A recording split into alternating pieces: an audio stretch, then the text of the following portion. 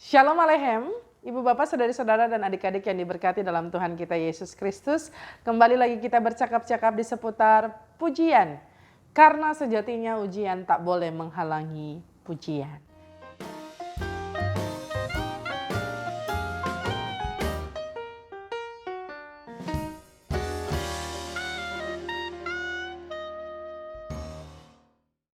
Pujian kali ini didasarkan pada Kidung Jemaat nomor 188. Memang nyanyian ini termasuk dalam nyanyian-nyanyian Paskah. Tapi sebenarnya tiap hari Minggu kita merayakan Paskah-Paskah kecil. Karena kita tahu kita beribadah di hari pertama di minggu itu karena Kristus bangkit di hari pertama di minggu itu, yaitu di hari Minggu. Dan karenanya kita mau sama-sama menyanyikan lagu ini, lagu yang sangat terkenal dan selalu dinyanyikan pada peristiwa-peristiwa kemenangan secara khusus Paskah. Kristus bangkit, soraklah. Saya mau mengajak kita menyanyikan bait yang kelima saja. Hai tinggalkan maut kelam.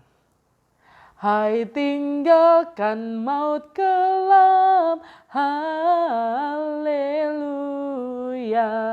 Ikuti Dia yang menang, haleluya. Bangkitlah manusia, haleluya. Dalam kebangkitannya, haleluya. Kalau Bapak Ibu, Saudari-saudara, adik-adik buka Kidung Jemaat, bait kedua, 3, 4, 5, 6 nggak ada haleluyanya. Ya memang karena semua orang tahu pasti tiap baris diakhiri dengan haleluya, sehingga mungkin para penulis, pencetak Kidung Jemaat tidak kemudian menuliskan di tiap bait itu haleluya. Bisa saja kita berpikir demikian ya. Tapi sebenarnya memang ketika Charles Wesley menuliskan lagu ini, syairnya memang hanya seputar Kristus bangkit, soraklah, bumi sorga bergema, berbalasan bersyukur, muliakan Tuhanmu, dan baris-baris selanjutnya. Haleluya itu ditambahkan kemudian oleh sang redaktur ketika lagu ini lama tidak kemudian dimasukkan, dilupakan dalam nyanyian pujian. Nanti kita akan cerita terkait dengan hal tersebut, tapi haleluya merupakan sebuah penambahan. Mengapa? Karena dia redaktur tersebut berpikir bahwa barisnya nggak cukup ketika dipadu-padankan dengan lagu.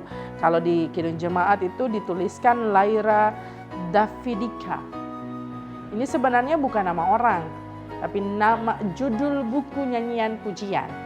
Ada melodinya di dalamnya yang menjadi bagian dari melodi Kidung Jemaat nomor 188 ini. Dan karena kalau dihitung barisnya sedikit nggak cukup, maka kemudian sang redaktur menambahkan haleluya, haleluya, haleluya, haleluya di tiap barisnya.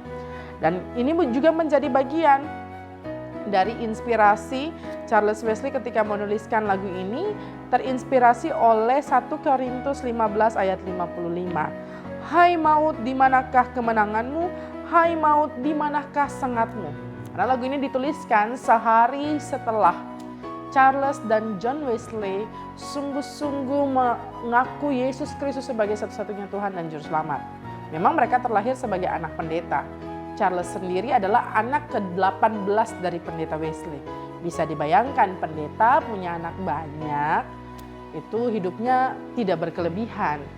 Ibunya mereka sungguh sangat apik mendidik mereka. Setiap anak di usia 5 tahun maksud saya. Di usia 5 tahun diajar untuk membaca. Membacanya dari Kejadian pasal 1 ayat 1. Dan tiap hari supaya mereka rajin atau bahkan mengenal kata-kata, diajarkan nyanyian-nyanyian. Jadi tiap hari itu diselingi dengan nyanyian, pujian, lalu pembacaan Alkitab. Keluarga pendeta ini kemudian melahirkan seorang anak yang bernama Charles ini yang sangat pandai menuliskan lagu. Ada 6.500 nyanyian yang ia tuliskan.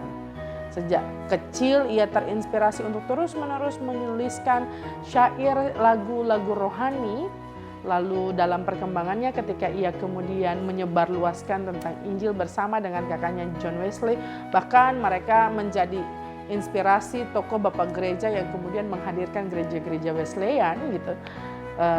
Pada dasarnya Charles kemudian menjadi seorang anak yang menuliskan nyanyian pujian itu berdasarkan ayat-ayat Alkitab yang ia renungkan, yang ia baca, yang ia renungkan, kemudian yang ia hayati dalam pengalaman hidupnya.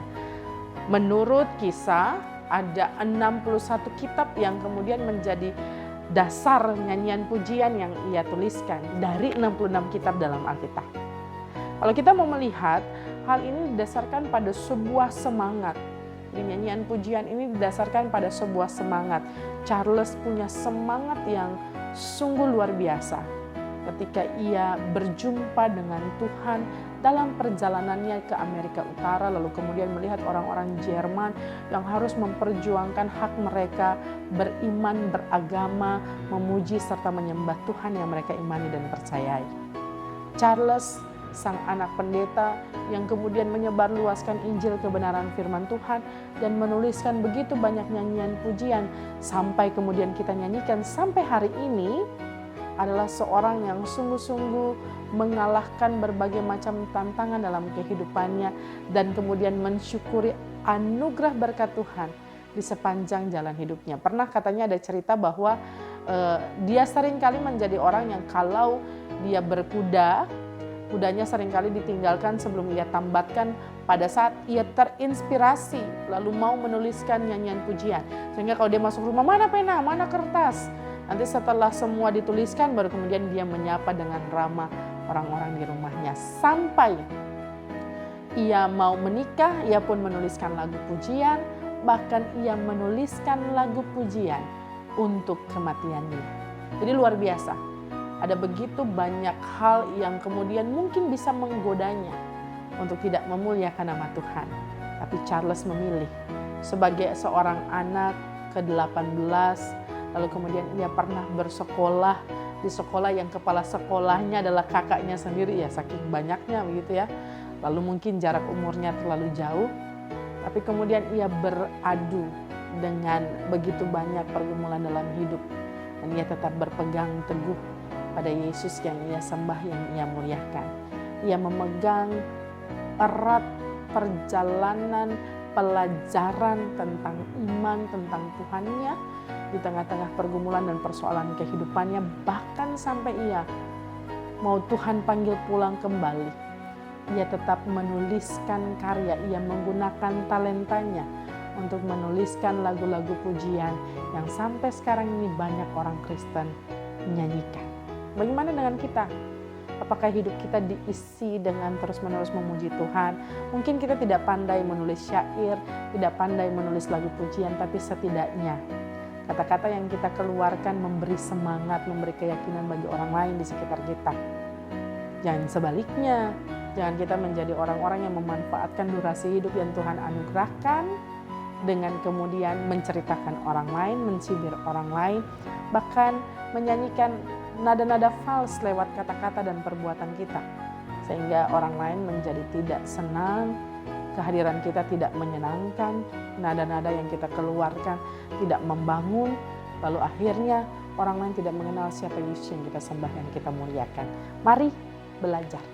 Kalau Kristus bangkit, bumi sorga bergema ketika semua orang mau memuliakan nama Tuhan, sampai-sampai kalau di Korintus bilang, hai maut di mana sengatmu, mari kita juga menjadi orang-orang percaya yang percayakan kemenangan Tuhan, berhaleluya memuji membesarkan nama Tuhan. Sembari kita ingat bahwa kalau Tuhan tolong dan selamatkan kita, maka tugas tanggung jawab kita juga memuliakan nama Tuhan lewat kehadiran kita yang menolong dan membangun sesama.